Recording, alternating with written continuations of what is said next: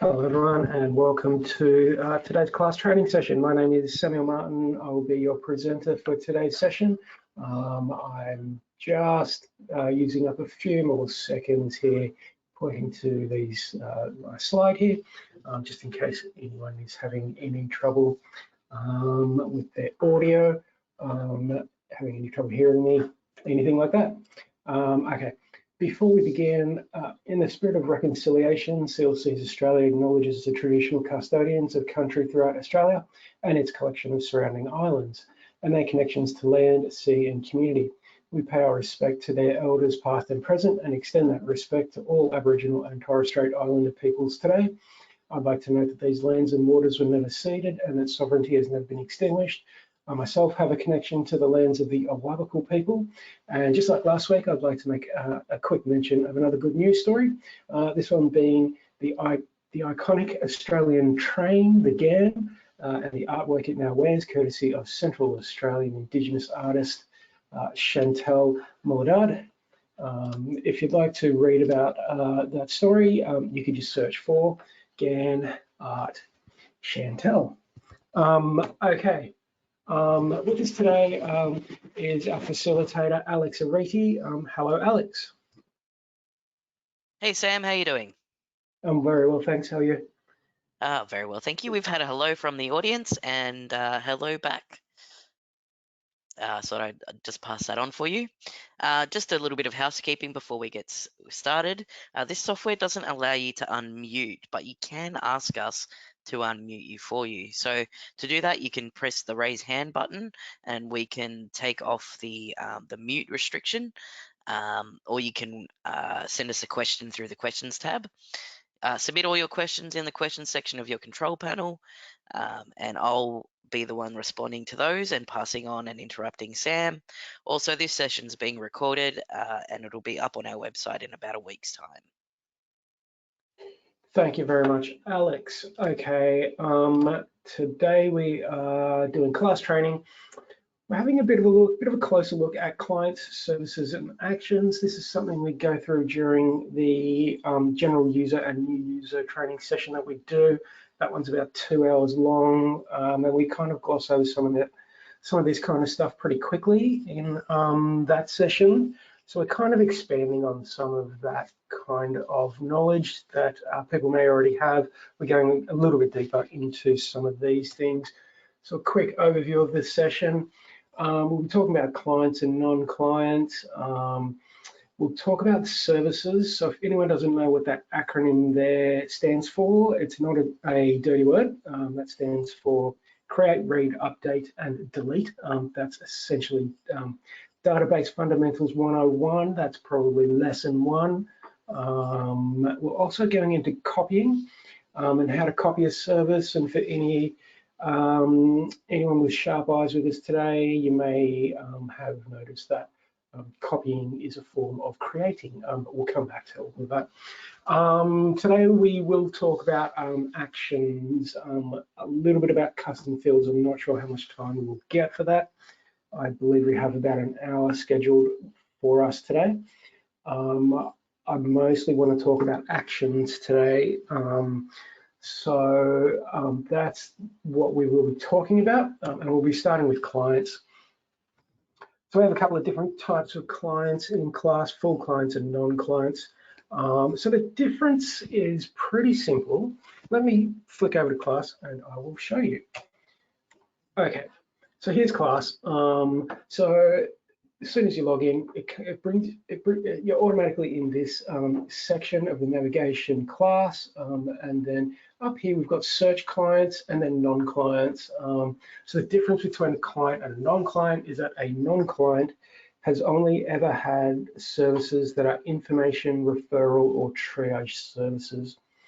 So any of your clients who've had a legal advice, a legal task, something like that, an ongoing service or a representation service, they'll all be full clients, and you can find all of your full clients right here in the search clients button there.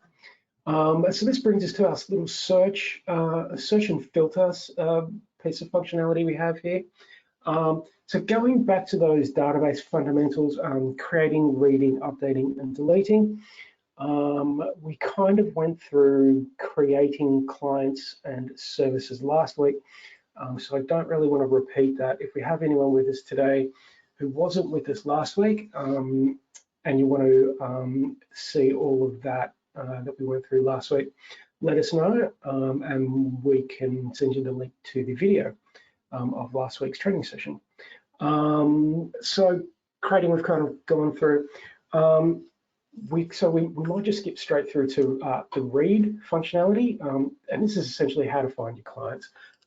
It's pretty easy, and this is something I have been over before in other training sessions. You can do a simple search. This is kind of the basic search that we often do. It will give you a list of results, which you can then filter. So you can search for more detailed information, so you know that your client lives in a particular area. You could do that, and that will reduce your search results. We've now only got 7. I'm not sure how many were there before, but more than that. If you don't have that kind of information, if you have something else, you could search in one of these. This is called filtering, actually, not searching. So you can filter your search results using these columns that we have here. And if you slide across, the first few will remain where they are, and after this black line, they'll slide across. So maybe you've got the client's date of birth. You could enter that in there to filter your search results. You could use any of these columns in here to find, maybe you've got their email address. You could search on that to find your clients. Once you do find your client, you simply click on the client ID, which is a little link there, becomes a link. That will open your client record. So this is how you read your client records. Now moving on to updating a record, pretty simple, really pretty self-explanatory, really. You change whatever, or you add or update whatever data you would like. Maybe you have a phone number. You actually do that in additional details, but for anything else, maybe you set something like that, and then you save, and that is how you update your clients, except for details that go into this tab, the additional details. So if you have a client's address or phone number, their email address, or if you've got another name for your client, or if there's a typo in your client's name, you can correct that typo, or you can add the additional name that you have for your client in here. This is all pretty self-explanatory. Also stuff I've been through before. You would simply click new to add your new record, and then save and close. So that is how you would update a client. Deleting clients, it is technically possible. I'm not sure that we would fully recommend that. It is possible to do that. If you want to do that, so you just select which client you want, click the delete button up in the top right, and then you'll get this confirmation warning. You're about to delete a record. This process cannot be reverted. I don't think this client is, I don't think I need this one, so I might just click that just for demonstration purposes, and click yes and see what happens. And I figured that was what was going to happen. This is going to tell us that you need to delete all the referential information or data, excuse me, about your client before you can delete the client themselves. So excuse me again, this is probably one of the main reasons why we don't recommend this. And this is one of the real main reasons of the client services. If there are services there, I don't really work in a CLC, and I haven't done that before, so I don't really know what happens out in the real world, to be honest with you. So I'm sure there are perfect examples as to why you would want to delete a client and all of their services. But yeah, if you do that, then all those services are gone from your system, from your records. You can't really get those back either. So we don't really recommend deleting it, though that is possible to do. So as for the non-clients, that's clients and all your basic sort of functions to do with clients. With non-clients, it's mostly the same. I'll show you one other thing you can do. So if you open either search clients or non-clients, you can just simply click search if you want. You don't have to tell it what you're searching for. It will just find everything for you. So we've got 97 non-clients here. So as I was saying before, these are the clients who have only had information referral or triage services. And as you can see, there's only 97. I am aware of one, so speaking to the centre recently, who had about 2,000 non-clients. So not a ton of data in here. And then one other thing, just quickly, when you are looking at your results, you can reorder them. So I've got these reordered by last name. This little arrow here pointing down is saying that this is giving us the results of this search based on this column in descending order. I could probably do that for just about any of these columns. The date of birth column, if I click on that, I haven't really tested this before. We've now got a bunch of clients with no date of births listed, so if that's all just blank. So if I just click on that column header again, that will order those search results in the descending order now. You can see 2020, 17, and it goes backwards. So that is one way to order your information, and another way you can find clients. Okay. So that's pretty much what I wanted to speak about in terms of clients today. I might move on to services. And as I was saying before, we kind of covered creating clients and services last week. And there's actually a few different ways to do it, and we don't really have time to cover that again this week. So again, I might skip through. And we might skip on to reading, or essentially we're looking at finding services in class. And again, there's a couple of ways of doing that. There's actually more than a couple of ways. One of the obvious ways is to click on search services. Okay, so once you load up this, it'll give you nothing. If you want to find everything, you can click on, you can enter an S into that service ID column and hit enter.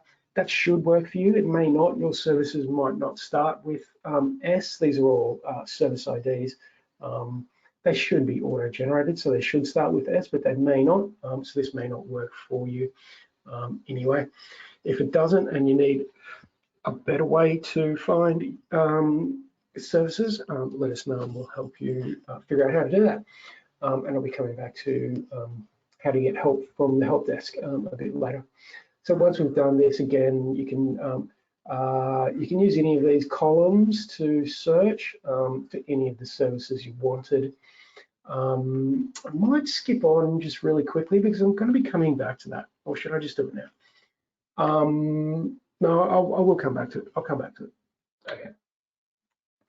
So, okay. We're looking at finding services. So I'm just going to click on that one at random just for demonstration purposes. And we'll have a quick look at this one. So this is how we find our services, a quick and easy way to find services and to read the data that we have listed in those services. And again, just like we did with clients, if you want to update any of this information, you absolutely can. You can just enter whatever you want, click save, and that will save that record for you. So that has updated that record. Pretty basic stuff, pretty self-explanatory. So that's pretty well creating and reading, updating, deleting. Okay, so how we delete services, I'll just close this one. This will take us back to our list of search services. So let's just find one, what was the one I saw before? Here we go. So we've got a duty lawyer service here. This will give you the service type. So let's just pretend that our solicitor went out to the courthouse last week, one day last week, entered, that's clearly not last week, but never mind that. They entered this service, but then they've told us, actually, I did that wrong, that I've entered this twice, or this didn't happen at all, or whatever the reason is, this is in here wrong, and we need to remove this service. You can do that. You would simply highlight the service that you want and then click delete.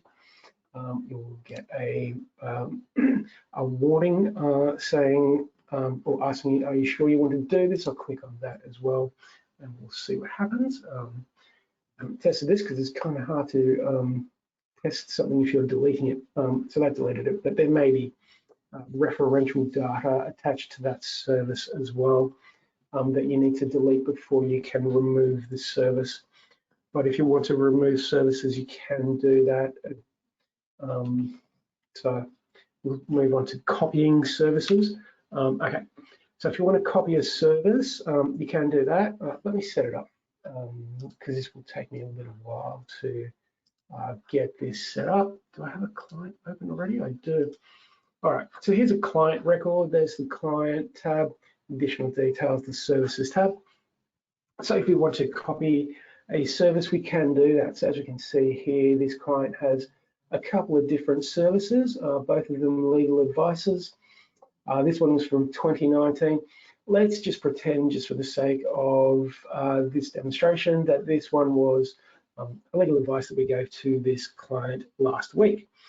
And we've just done another one today. It's about the same matter, it's the same additional parties, all of that, same funding category, same problem types. Then we can just make a copy of this service really quickly. All we would do is highlight that service or just click that checkbox for this service and then click copy up here in the top right. And then you get this confirmation warning as well. By proceeding, you'll be creating a new service with the same details and additional parties. This process cannot be reverted. Do you want to continue? I'm going to click yes, and that will create a new service for us. Now, for anyone who isn't aware, this service is highlighted in green, and that means that this service needs attention, that something needs to be done with this service. So I'll click there to open the service. And once that loads, we'll see mostly that it's the required fields that need to be filled out. And then once we've done that, then the service needs to be saved again. And one of the first things we see is that this field is required and it's not auto-filled. And that is a field that would usually be auto-filled. Whoever's logged in would just be entered as the created by, but we don't want to do that when we're copying services because someone else may have made the service last week and it may be someone different this week. So we need to go in and select the actual person who's doing that. I think there's something else that is the date of service. So we don't want to copy across the date of service for much the same reason as the previous thing I just mentioned. So I'm just going to click on today and that will make this that date for the service. And then you just fill in the required information and hit save. And that is how we copy our service. Okay, I'll click save and close. Yeah, all right. All right, let's try it again. Okay, so that was kind of a bit of I kind of just blazed through the clients and services parts of this training session. So I might stop really briefly to ask if there are any questions because we're probably running a little bit ahead of schedule, though that's not always about. Hi, Sam. Perfect timing. Yes, we've had a couple of questions come through. One of them is, sorry, it is a two-part question, I beg your pardon. Will we be able to copy a triage only? So the details will stay the same. So the client stays the same, but the other party, and I'm assuming details about the matter would be slightly different.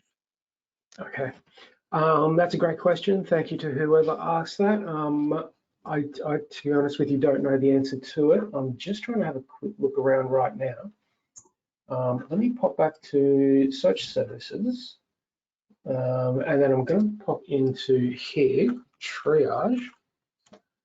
That's not how you spell triage. I think I was saying last week I misspelled that about 99 times out of 100. I'm also not finding anything in there for triages. I think the reason for that is that triage services only live in non-clients. Once you convert that service, the service is converted to a full client. So what you could do, actually this is going to take me a little bit too long, so I might ask if we can get contact details for the person who asked that question, and I can test this this afternoon. It won't take me very long, and get back to them with an answer about that. No worries, Sam. I'll reach out. Thanks very much. Were there any other questions? No, that's all for now. Thanks, Sam. Okay, great. Thanks, Alex. Okay, in which case, we're starting on actions already. Okay, so I think we've got about 35 minutes left of our scheduled time. Now, actions runs pretty deep. We could probably talk about actions for probably a full 2-hour session. Clearly, we don't have that kind of time today. So what we've put together are a few examples. We actually reached out to the sector to ask how people are using actions in the real world. So we've got a few examples of how they're being used that you can that we'll go through with you today, and hopefully you might get something out of this. Hopefully this might help somehow. Now, for my mind, I kind of like to start at the start of things. I don't know, this is just how my brain works. Anyway, so appointments, you can manage appointments through a class. So we'll go and have a look at how you do that. I'll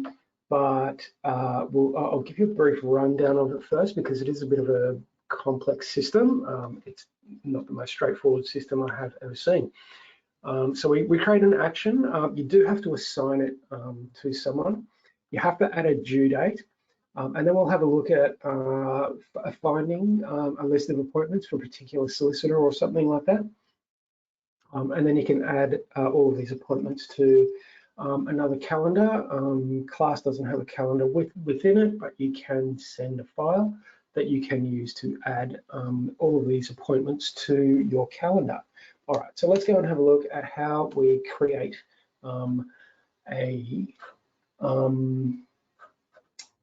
what am I talking about?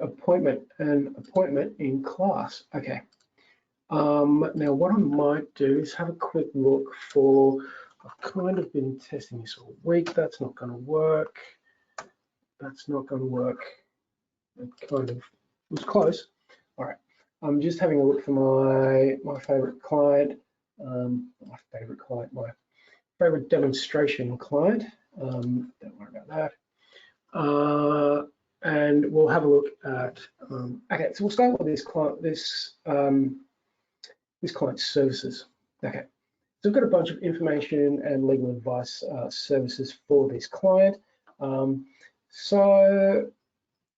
this example, we will pretend that we've just spoken to the client on the phone again, and we're setting up a new appointment. This matter is quite complex for this client, and they've needed several appointments with their solicitor, and we're on the phone with them, and they're telling us that they need another one. So what we could do is we could create a service and then come into the actions. So we could create an advice service if we know that it's going to be an advice, and then we can create an appointment action inside this service. And as you can see, I've listed the date and time here in the description, so you can just see really quickly where that is.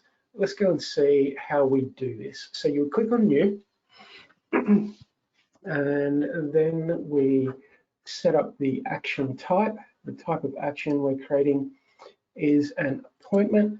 And then here's our description. So if you want to, you could put in here, the appointment is on, let's just say, what's today, the 11th. We've got an appointment tomorrow at 10 a.m. I'm going to put a.m. Now, okay. So what we then need to do, we need to assign this action, and I'm just going to remind myself really quickly. So assign the action to a solicitor. Yeah. Okay. So here we've got the assign to. So for things like services and clients, we get who created. We get a field for the person who created this record. In here, we get who we're assigning this to. Now, this field is actually a multi-select field, so that auto fills to my name, but if we want to be able to find a list of appointments for a particular solicitor, then we need to assign this action to the solicitor, and this is the solicitor that I work for, the one that I will be using for all of my demonstrations today. So I'm going to select that record and add that is now assigned to that particular individual. Now we've got the supervisor as well. I might leave that blank because it's not necessary to fill that in. At least I hope it's not. And there's the created by down there. I didn't even see that. Apologies for that. Okay. You do need to give it a due date to make these work as well. So our date is tomorrow at 10 a.m. I probably should have typed that. There we go, that's done. Okay, so this is about how we would set up an action for an appointment. You can add the contact method if you want, you don't have to. You can say this is going to be a face-to-face meeting if you want all of that information recorded. Maybe you're doing a video conference on GoToWebinar or Zoom or Jitsi or something like that. Whatever, if you want to do that, you can do that as well. So we'll click Save and Close, and that has set up a new action for this service for this client. And that's it there. Yeah, that's the one for tomorrow. So I've got a new appointment set up for this client now. Okay, so in terms of finding a list of the appointments that you've got in class, you can do that as well. Now, how do we do this? Appointments, okay. So yes, I set up a report really quickly. It'd be nice if we could do this. Oh, no, sorry, I'm wrong. I'm sorry. Excuse me. Let me jump back here. I'll come back to that report a bit later. Apologies for that. I get myself confused sometimes. Okay, to find a list of appointments, you want to click on Search Critical Dates. We can do it straight through this way. You could do it through a report as well. This is going to be much, much easier though. I set up that report. I'll come back to that. Okay, so once you click on Search Critical Dates, we can see already there's already one listed in here. So what we could do to find all of the appointments is just simply type in there. I'm just going to stop myself right there already and go back. That's about all you need. Hit enter. That will find all of the appointments listed in class. Now that list could wind up being pretty long. We've only got 45, but I know some centers would end up with thousands of them. So what you could do, if you want to find all of the appointments, let's start with all of the appointments scheduled for today. So you would use the due date, and this is why we entered the due date earlier. So you could say today and click OK. Oh, now, don't forget to hit enter. That is how you make that load the data in there. And now we've got our list, our really long list of appointments for today. Now let me remove that, because if you don't want that, now you could combine this. So you could say for all of the appointments for today and for this particular solicitor, this is obviously only going to give us the same list, but that is how you would find all of the appointments listed for this particular solicitor for whichever particular day you want to see them. Now you don't have to have the due date in there. You can remove that, select all, just search for that, and it will bring up all of the appointments listed for this particular solicitor. So there's one for today and one for tomorrow. Yeah, anyway, That is how you would find a list of appointments for a particular, now this is an assignee, it doesn't have to be a solicitor, it may be someone else. Okay, you can now add these to your calendar as well. So I'll show you how to do that. Okay, so here's this service and we've got these actions. Here's the appointment we just set up. We set that one up for tomorrow. That's tomorrow's appointment at 10 a.m. So if I open that action, I can just select the send calendar file button, click save and close. As soon as I do that, that will send an email to the email address connected with this account here. That email address will get an email with this calendar file that can just be used to add it to your Google Calendar or what is now Microsoft 365, whatever it's called now.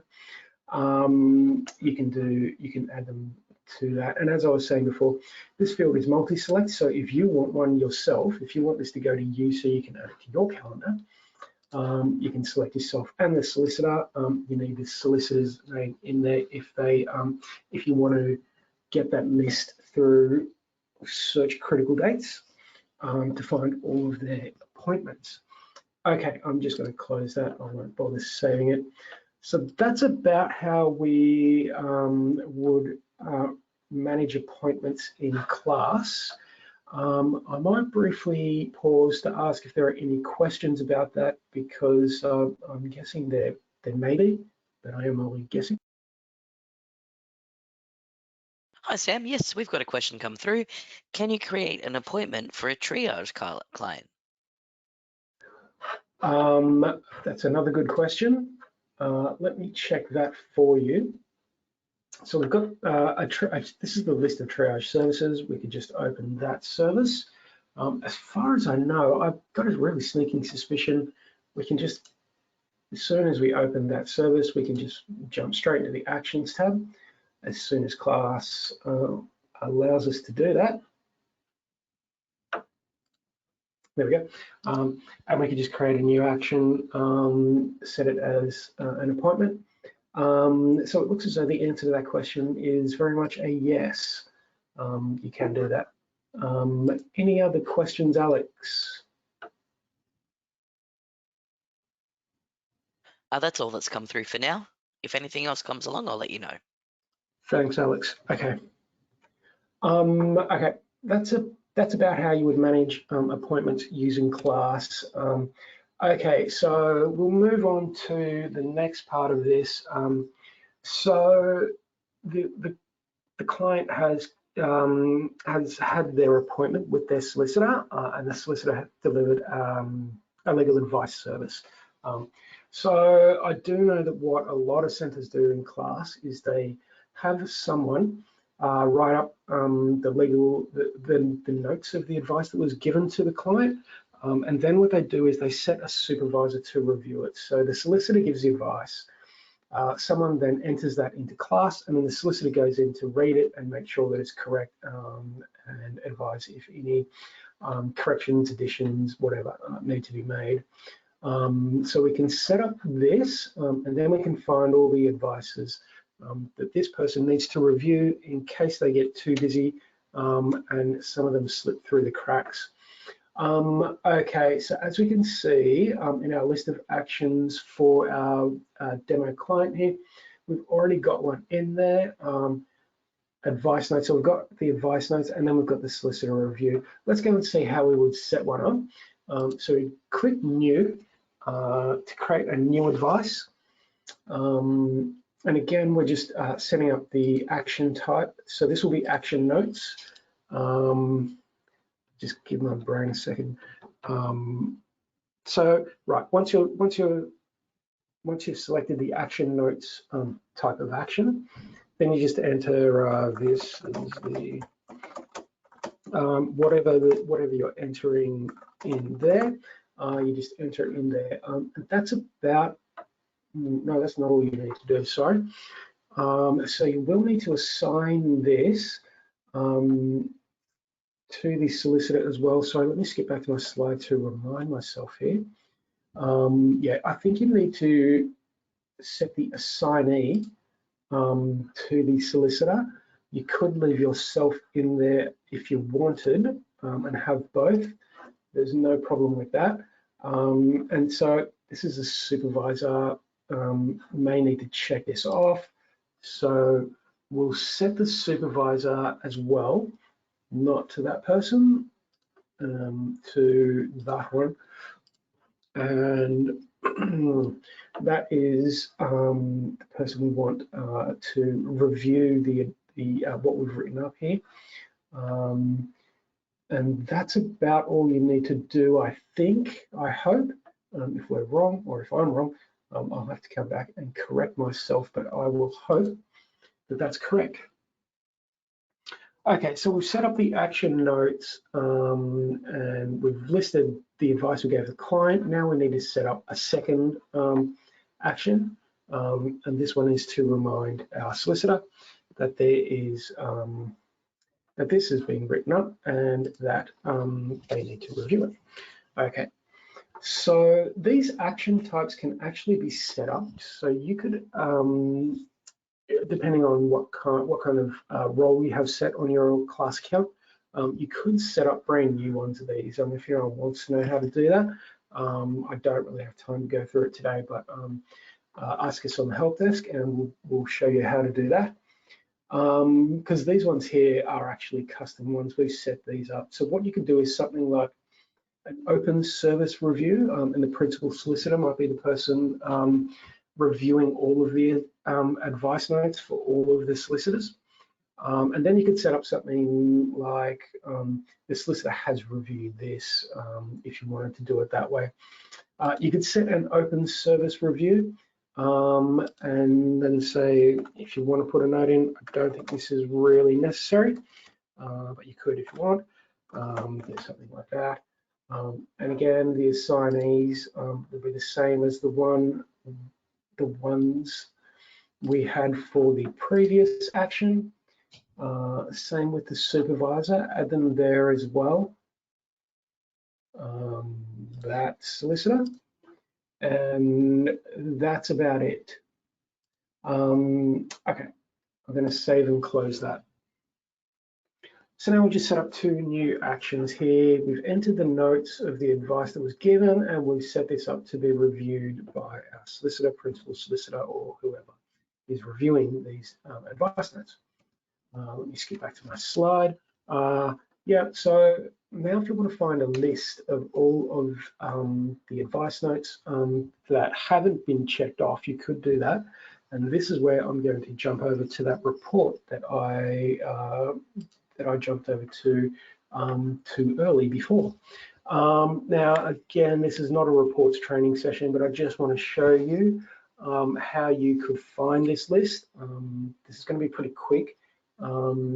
So if someone wants to know how to do this, yeah, if someone wants a full demonstration of how to do this, let us know on the help desk and we will let you know.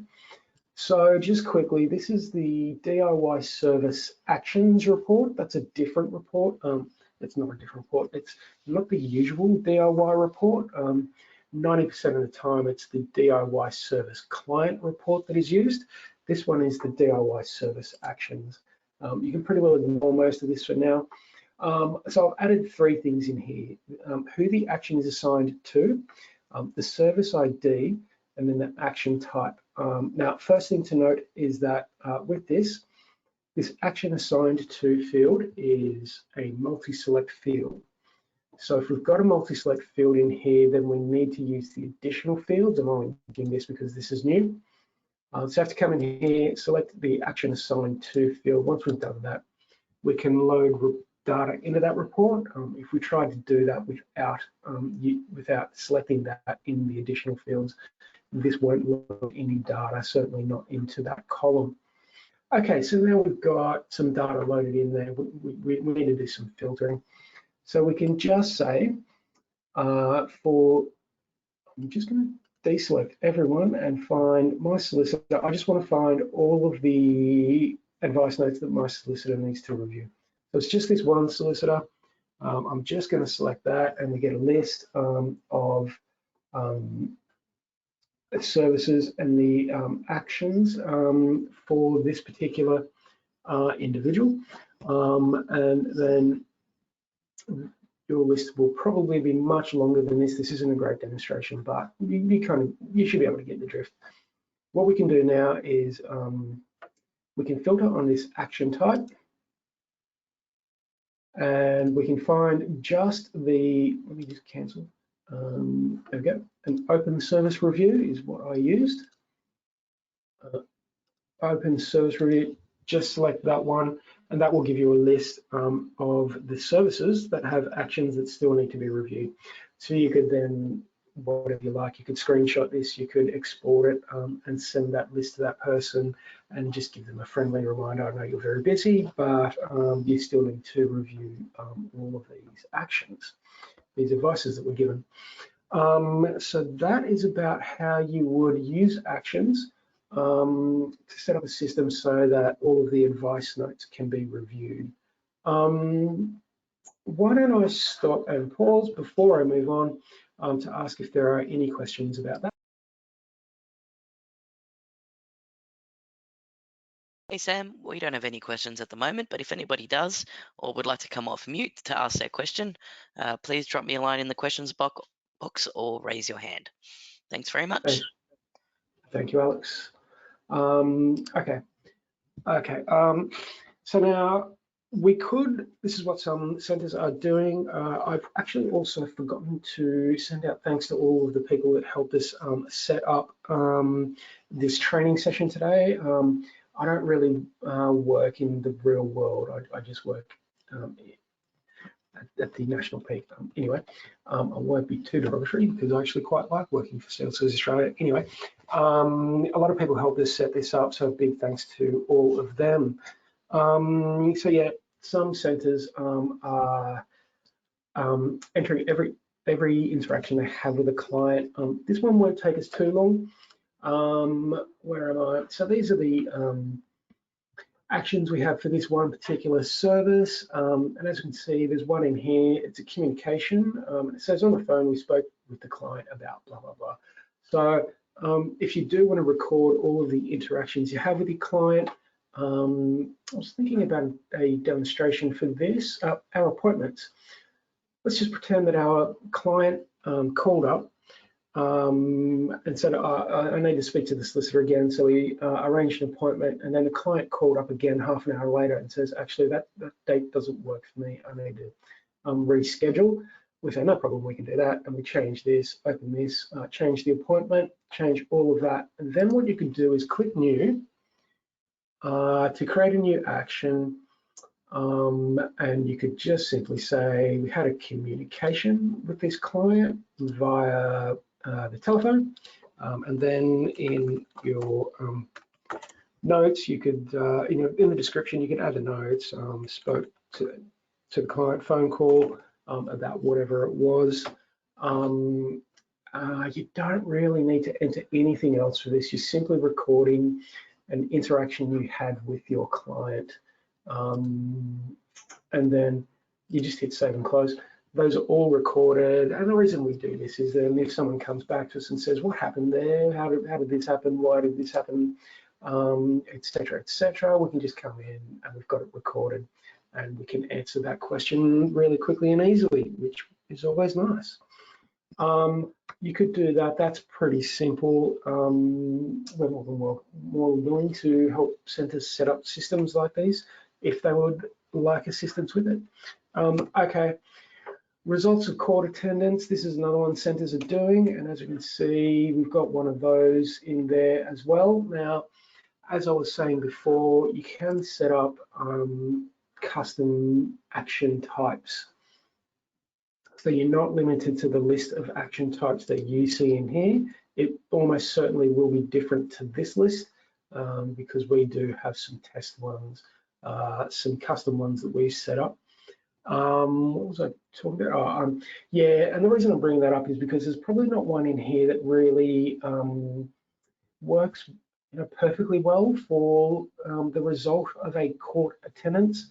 I'm just going to select that one there, court attendance, and then we get all of these extra fields, which we'll be talking about again later. And so you could set up your own custom one. I'm not sure what you would call it, court results, something like that. And as we saw before, you could just put in whatever notes you wanted about that court attendance. I would imagine they'd usually be a little bit longer than that. Again, you could fill in all of this information if you want. If you want to know who represented the client in court, I think that would be pretty easy information to find, but if you want to do it here as well, absolutely add your assigned to and your supervisor. Maybe someone needs to review what we've written in here. You could do that as well. Okay. And that will add that action to the list as well. Okay. So custom fields, we've got about 10 minutes left. All right, I could probably show you a few things to do with custom fields. The first thing I want to say about them is that you might want to have a discussion with your colleagues before you start setting up any custom fields, because they will be available and they will be, they'll be there for everyone. So whoever is setting up actions, they'll be there for everyone doing that. Now, custom fields are also available on both the client screen and the services screen. Today, I kind of want to just talk about the actions ones because it's new. We've only set that up in the system recently, only a couple of months ago, I think. So they are available here in your actions as well. Here we've got one here, and this is, I think it's probably pretty easy to tell that this is a demonstration custom field that we set up.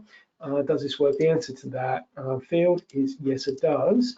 So if you wanted to set up your own custom fields, it's like setting up any other custom field. You simply hover over Customize, click on Customize View, and then you find your Standard Fields tab, and we'll find our list of, we're talking about custom fields, not standard fields.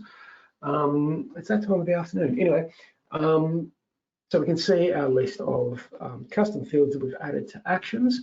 Right here in this list, here's this one, and there are the options that we can choose as responses for that field to set up a new one. You can set up a whole new group of fields if you wanted to, or just a new field to place somewhere if you wanted to. I don't really have a demonstration on what you could use this for. Essentially, you just run through the list, find where you want what group of fields you want the field to appear in, give it a title, map it to the action type map type, which is pretty easy because it's the only one there. And then you can set this up for whatever action types you want. So if you set up a custom action type, something like results of court attendance or something like that, you can make it available for that. You can even make it mandatory for that if you want. If you don't want it mandatory, I just remove it from required for. I've said before, but I'll say it again, it's only quick. Available for and show for are essentially the same thing. Don't ask me why they're both there. Anyway, just ignore it, just leave those the same. And then the type, so like setting up any other kind of custom field, we usually recommend a multiple choice, only one answer, but you can do any of these that you want. If you want a new comment or essay box for writing long form text, you can have that. We've got a couple of other, I think those are sort of text only fields. And again, this is, we don't really recommend the check boxes, but you can use them if you want to. The multiple choice, only one answer is the one we usually recommend. You control type, we don't really recommend the buttons either. The drop downs are the ones we like, they seem to work for us. If you want If you want this to display differently when you're setting up reports, you can have that if you want. I can't think of a reason why you would, but if you didn't want it to be that, whatever title you give it, when you're setting up reports, you can change it to that. Now, the show and list view, that is for, actually, I'm not sure what that would do for custom actions. Apologies for not being prepared enough to demonstrate that. The additional tips and other inputs, I don't really recommend these. If people want to know what they are all about, there's another training session that details those two things, and we'd more than willing to find that up and send you the link to it if you want. So your answer options, so this is going to be what can be selected in your drop-down box, and some really common ones like we saw before are the yes, no, and unknown options. So I'll just run through that really quickly. Okay, so that's how you would set up a custom field on an action. Okay, why don't I pause again to ask really quickly if there are any more questions, because I think we're just about running out of time. So I might pause to see if there are any questions I could field right now. Hey, Sam, we don't have any new questions at the moment, but again, if anybody wants to ask one on mic, please just let me know. Thanks, Alex. I'll skip back to my slides, but I'm pretty sure that's about it. I'll run through the usual things I run through at the end of every webinar. If you do want to contact us at the help desk, you can come straight over to our website. If I skip back to class, for anyone who isn't aware, this little button here, help button, circle with a question mark in it. If you click on that, that will bring you over to this. This is the class documentation on our website, and right at the top of this page, we've got details about our new help desk portal. I'll open that and show you that in a minute while that loads. I'll show you how else you can get help. There are a couple of other ways. So this navigation menu at the right, this is where you want to focus, and we've got help and support in there. So if you click on that, that will give you the list of options for contacting us on the help desk. There's a couple of bits of basic information in there, and then our email address. You could email us at icthelp@clcs.org.au. That email will come through to our help desk, and you will get a reply to any email sent to there. You could also phone us. There's our phone number if you wanted to call us. And if you don't get through to us, we do check all of our voicemails, and we'll return your call if you do leave a voicemail. Okay, as for our help desk portal, this is it here. Once you come over to the help desk portal, you can have a look at all of your requests up here. I might just click on all requests in case that's going to load. Oh, look, I have a couple of requests in here. There were none in there last week. I don't know why those are in there, to be honest with you. Anyway, never mind that. I might just click out of the SelfHelp Center. Let's actually go and have a quick look at that. How do I get out of here? Apologies while I try to get this working. Okay, I might open the portal again so I can show you how it really works. Okay, so this is the SelfHelp Center, the thing that I clicked on before. So you could search in here for something like actions, which is one of the main things we've been talking about today, and then kind of try to see what you get. What would be, you've had an incident, that's probably not it. No, that won't be it. I need some clarification. You have a query that doesn't fit neatly into any of the other categories. I'm not sure how to do something or require an explanation, so maybe I haven't explained something in a way that has helped you to understand it today. You come through to the, which is called SelfHelp Center, and click on that, and then you can set up your question for the help desk.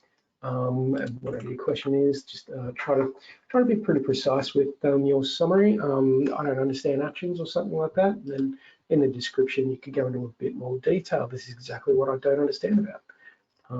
Actions, can someone please help me create that? You will get a response to your email. So this is the help desk portal. This is the front page of it where you can get help. So we support a couple of other systems on the help desk portal. We can get some help with something that's not to do with any of these systems. You can give us some feedback for our team if you wanted to, or maybe you need a clarification, which is something that's not about any of these systems. You can send those through. Today we're talking about class, so I might click on there. And maybe it is a request for training that you want. Maybe you need a clarification. Maybe you have a feature request. Maybe Actions doesn't quite do what you need it to do, and you would like us to change class or improve class so that it will do what you need it to do. You simply click on whatever it is that is most appropriate, and then again, you set up your ticket. Okay, that's about how you get help and support from the class help desk. I'll just quickly show you, I've just realized I forgot to do this. Never mind that. What our future training sessions are going to be. So if you click on training and then class training schedule, that will bring you through to our list of class training sessions that we have coming up. Here's today's one. And then the next one we've got scheduled is for accountability. So if you don't even know what accountability is, you probably don't need to attend that. If you don't do accountability for your center, if you're not involved with that, you probably don't need this training session. If you do accountability and you want a refresher, you could register for that session there. So obviously there's not much in that list, but we will be scheduling more sessions in pretty soon. We've got some interesting ideas for sessions, things that could really help centers understand not just class, but understand the sector a bit more. So stay tuned and keep your eye on this web page if you want to. We will also be sending out emails about all of those as well. We've also got our emergence webinars happening. We're really quickly running out of time, so I'll just quickly click on webinars. A bunch of webinars that we've got coming up. So this is not class related, these are just sector related. Things to do with insurance. There'll be a demonstration of action step in a couple of days from now. And then a bunch of other webinars that we're doing. If you jump onto this one, you might see me there as well. Okay, all right, so that's pretty much it for our training session today. So I will say a big thanks to Alex Reedy for facilitating, and a very big thanks to everyone else for attending our class training session today. We really do hope you got something out of that. Okay. So thanks for attending, and hope you all have a very nice afternoon, and it's bye from us at CLCs Australia. Thanks, Sam, and thanks everyone for joining us.